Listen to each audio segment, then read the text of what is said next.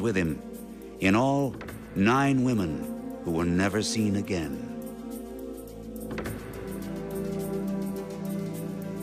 How much is true? Only one thing is certain. In 1891, Slumac was arrested for the murder of one Louis B. and hanged. The secret of his mine went with him to his grave. But for over 100 years, treasure hunters have been looking for that mine. Every year in the spring, somebody will call me. Usually 3 or 4 or 5 people will call me, and they'll say, has anything new been found on Slumac? Where else can we go to find stuff on Slumac? And there's 2 or 3 little books out that are basically reprints of the same thing, I believe. And people still look. There are people who said they found it. Other people have tried and failed, and I imagine next spring I will get other people in here wanting to go and look for it. The hunt begins in the Wild West town of New Westminster. But you've got a typical town that has a Western flavor to it. You've got boardwalk, sidewalks, and awnings, and a large main street.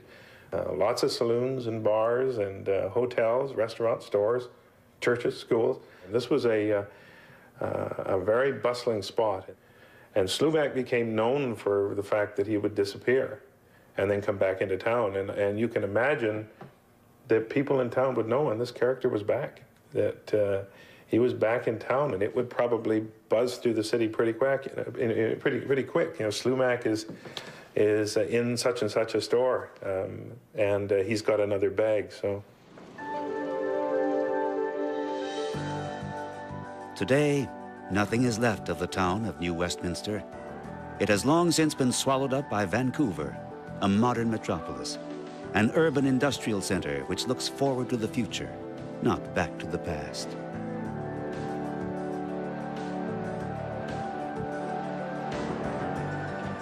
The romance of the old Wild West can no longer be found here. Yet, only 60 miles north of Vancouver, everything is still as it was in Slumac's time. It is here, at Pitt Lake, that the old Indian would set off each spring, heading up into the mountains. And it is here that the trail for the legendary gold mine begins in earnest.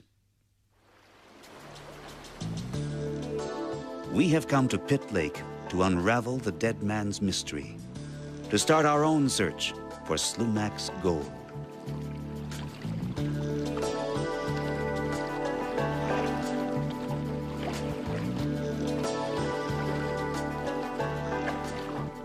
Here in the woods and waterways at the foot of the Canadian glaciers, we travel through a timeless world, a world almost exactly as Slumac would have seen it. Our guide is Peter Vellners. For years, he's been following Slumac's trail and piecing together his story. Well, he was an old Indian guy that used to come out of these mountains somewhere and bring his gold into New Westminster, into the saloons, and trade them for beer, his food, and then come back up in the mountains and stay up here for long periods of time and then come back out of the mountains. The story goes that he used to take women with him so that they could, they suppose, squeeze into a small crack to get the gold out. But from what I've heard of, talked to about his relatives, they say that's not true. That's just the propaganda, I guess, they made up in those days. Even Slumac's death is controversial. He was hung for the murder of Louis B., another Indian guy from the same area, and they had been enemies most of their lives. And apparently, Louis B. had always been threatening him and bullied him. And finally, in fear of his life, they say he shot Louis B. Every year, Peter spends some weeks at Pitt Lake. Like Slumac, he exchanges the society of men for the loneliness of the mountains. And as he does, he thinks of the vanished gold, which has never been found. It's there. There's too many people saw him bring that gold out of here, and he's from here, he was born and raised here. He never went very far. Some people say he got it from somewhere else or he robbed other people, but I don't think he would have ever gone that far away from here. Many treasure hunters have come to Pitt Lake looking for Slumac's treasure, and many have died. It is said that with his last breath, The old Indian put a curse upon his gold, a curse on all who would follow his path. And over the years, this terrain has certainly proven deadly. It's the roughest country in the world. You go in, the weather changes so fast in here, you can get stuck in these mountains. Just about 30 people have died directly because looking for Slumac's gold. And this includes search parties. Parts of search parties have got lost and fell down or died of exposure in these mountains. Yet a list of dead men, no matter how long, cannot deter someone who has been seized by gold fever. Every treasure seeker relies on his own experience and concentrates on one goal, the mine. And rumors of the occasional gold find, small as they may be, only enhance the legend. And there's been many guys looking for it, and a couple have found gold in here. But they didn't tell anybody either. They are all silent, the dead and the fortunate few. So which way do we take our search? Peter has set up his tent along the Pitt River. Perhaps this time we'll be lucky. The camp is comfortable, the weather fantastic. August weather, sunshine, blue skies, no wind. A good time to set off on Slumac's trail. It is a journey for which there is no strategy. Peter follows his instincts and the few clues that Slumac left behind. He would have to follow the tide up from New Westminster, which was the city he went to here. So sometimes it might take him 2 days to get here, but once he got here, they say 3 days in, 1 day out.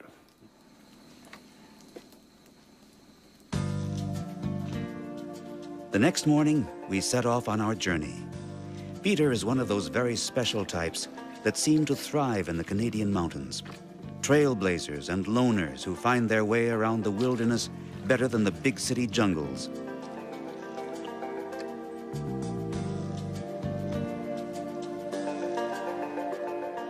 For the past 20 years, Peter has been spending the summer in these Pitt Lake Mountains, always in the shadow of Slumac's legend. Each year, he sets off, following the Pitt River, wandering ever further up towards the headwaters.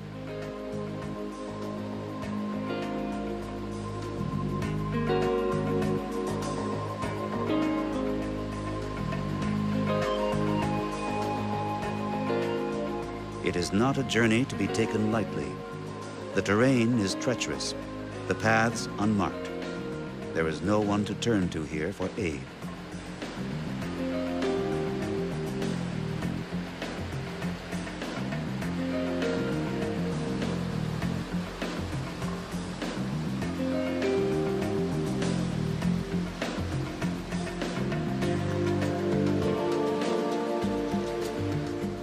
Through these hills, there are few simple trails.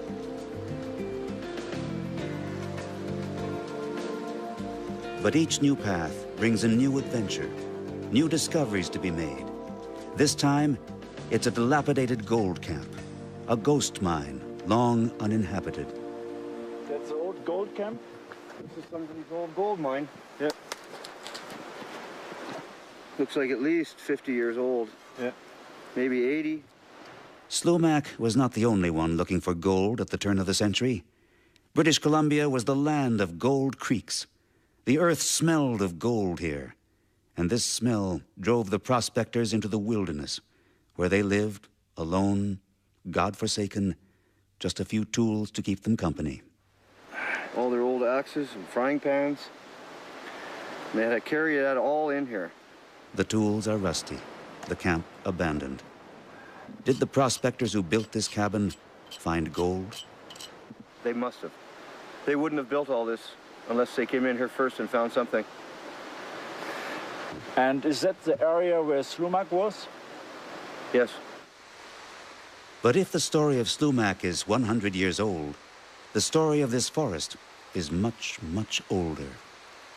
These trees are 1,500 years old in here, some of them. And a friend of mine fought 3 years to save this valley from loggers.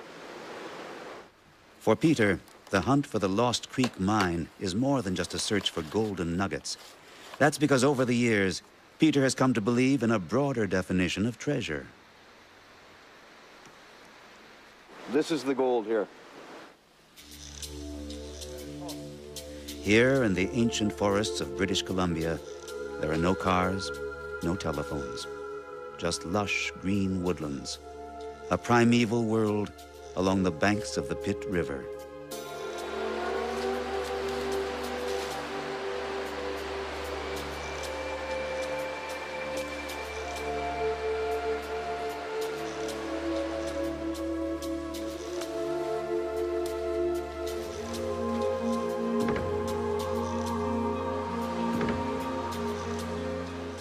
On Slumac's trail, the reward lies not just at the end of the journey, but every step of the way.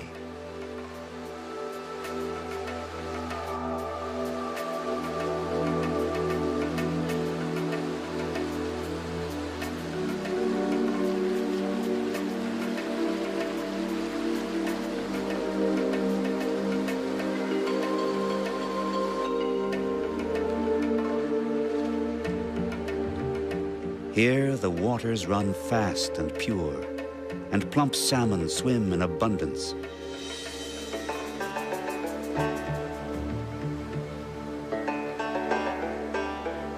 For Peter, the true wealth of the forest lies not in gold, but in freedom.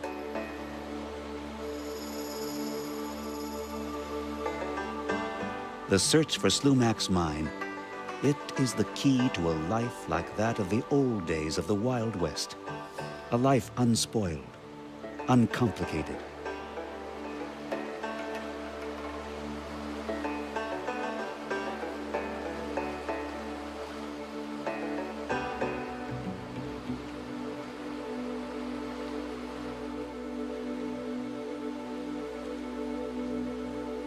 The people who live in the forests of the Pitt Lake Mountains love the solitude. But when dusk rolls around, they enjoy a few hours of company around the campfire, immersed in the old tales of mysteries and legends, always leading back to Slumac's gold. I believe it's here somewhere. There's people come in every year. There's 2-3 people still come in every year looking for it, and I believe it's still here. Danny Jarrock has heard his share of Slumac stories. By this place? Yeah, Slumac, from what I hear, I was talking to a fella here about a month ago. His great-great-grandpa logged up in this area, and Slumac worked for him, and he said that the one day they used to go back and forth by ferry out here every 2 weeks, and the one day they went out, Slumac had a nugget the size of his hand when he went out, and the guy that swears by this story that Slumac had this nugget the size of his hand. All tales of the legendary mine end with Volcanic Brown, who apparently did discover part of Slumac's gold. Volcanic Brown, they found his last camp at the top of the Stave Glacier, and they never did find him, and they found 11 ounces of gold in his camp, nuggets. So Volcanic Brown was definitely on the right track. Volcanic Brown began his search for Slumac's gold in 1923, 32 years after the Indian's death. He himself was then already 76 years old, a living legend. For Volcanic Brown was like the region around Pitt River, as rough and craggy as the ground he walked.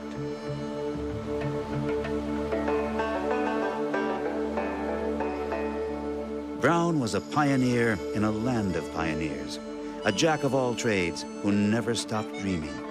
And in our dreams, he lives on. If we want to find Slumac's mine, then we'll have to follow old Brown's trail.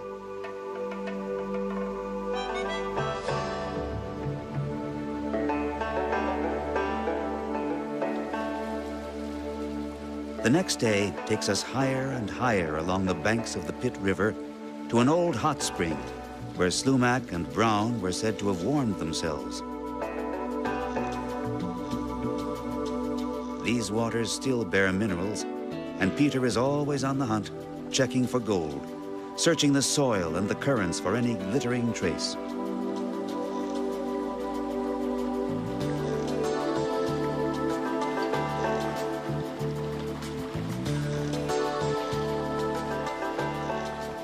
Maybe he'll strike it lucky, like Volcanic Brown, who challenged fate even as an old man and really did discover gold. But 3 days into our journey, we are still far away from the glaciers where old Brown set up his gold camp. That valley there, Those ridges, that's where Volcanic Brown was looking for his gold. It's hard to understand how old Brown could have walked to the glacier. For Peter, it's clear that we'll need some help. Well, the best way to get into these mountains and look around is with a helicopter.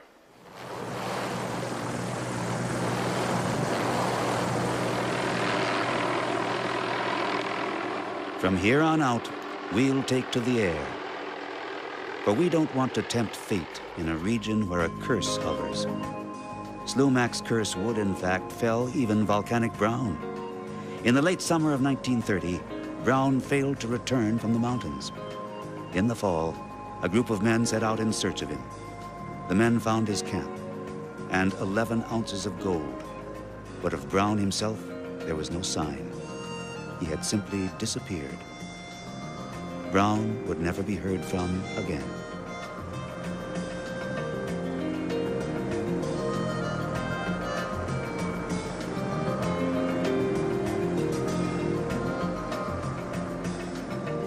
What willpower men like Slumac and Volcanic Brown needed to set off into such a fierce and hazardous world, an untamed realm of wild animals and barren peaks. Slumac and Volcanic Brown accepted the challenge of the wilderness. They braved the cold, the ice fields, the storms, the unforgiving terrain.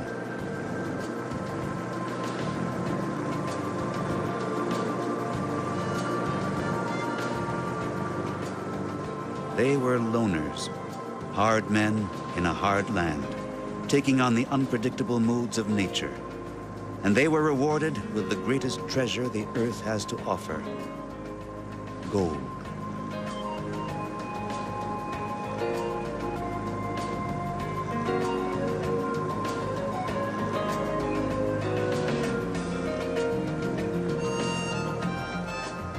Today, there is no trace of Volcanic Brown's camp in these mountains.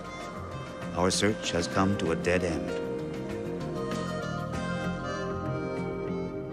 And yet, there is one more trail, one more clue to be followed through the jagged coastal peaks of British Columbia. For Volcanic Brown was not the only person to venture this far in search of Slumac's gold. Another treasure hunter reached the ice fields of the Pitt Lake Glacier looking for the Lost Creek Mine.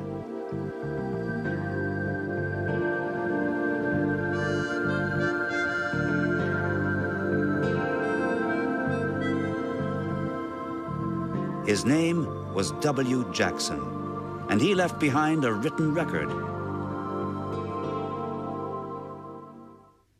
In 1901, the American Jackson was one of the first to set out on Slumac's trail. He too was smitten by the curse. But in the weeks before he died, he wrote back, claiming he had discovered Slumac's mine. I came to a place where the bedrock was bare, and there the bedrock was yellow with gold. Many treasure hunters carry copies of this letter with them, and experts claim that it's genuine. The original letter was date stamped from a government office, and that date stamp I examined very closely. I know who found it, and the letter is interesting, and it's probably the key to it.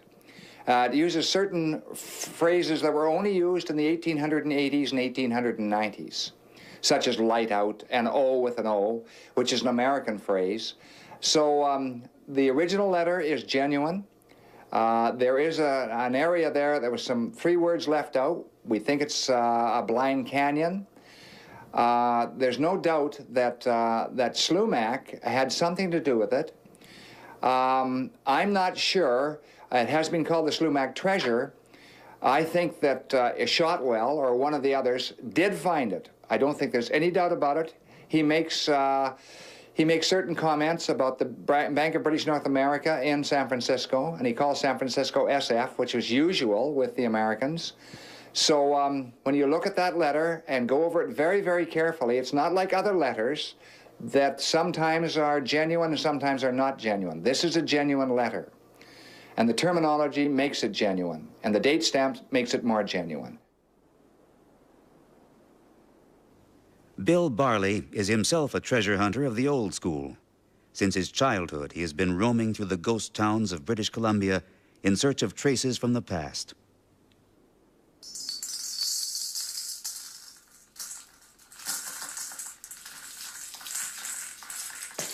I'm a researcher of the Old West, and I've picked up some treasures, yes, some small ones, $15,000, $20,000, $25,000, some a little more. I missed one that was would now be worth about $3 million. Because I was a little careless, and I was the only one of the only other one to know about it. And I waited too long. I waited 6 months. I should have gone in 6 minutes. I didn't.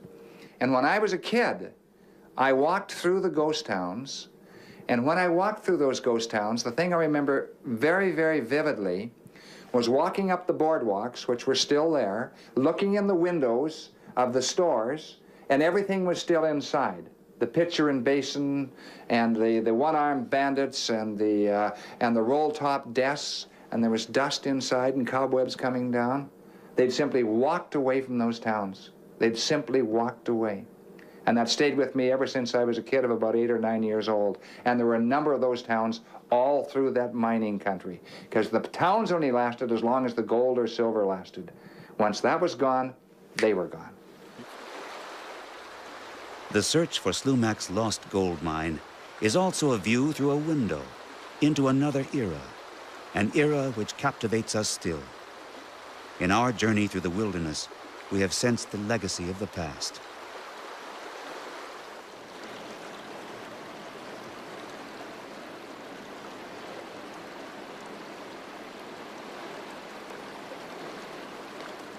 Here in the solitude of the Pitt Lake Mountains, the legend of this loner has come to mingle with the landscape.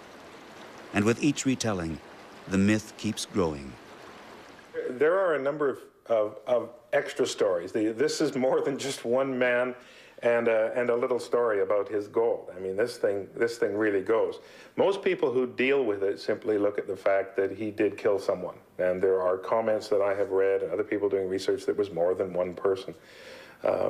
I think that it grows with the legend, but it all comes back to this thing that the legend grows, but there was this man, he did something bad, he paid the penalty, and he was finding gold. In the moment of his death, Slumac took his revenge with the scariest weapon of the Old West, the curse he placed on all the treasure seekers who would follow him. And there were many who did. Jackson and Brown and all the others who wandered through the storms of the Pitt Lake glaciers. Yet, is Slumac's curse not the curse of all treasure hunters? The irresistible lure of hidden gold? Always looking for the gold. I believe it's here somewhere. There's people come in every year. There's 2, 3 people still come in every year looking for it, and I believe it's still here. No, I think it does exist, and maybe it wasn't as big as everybody thought. Maybe it is, and we just haven't found it yet. Yeah, I think that the Slumac treasure does exist. It's there.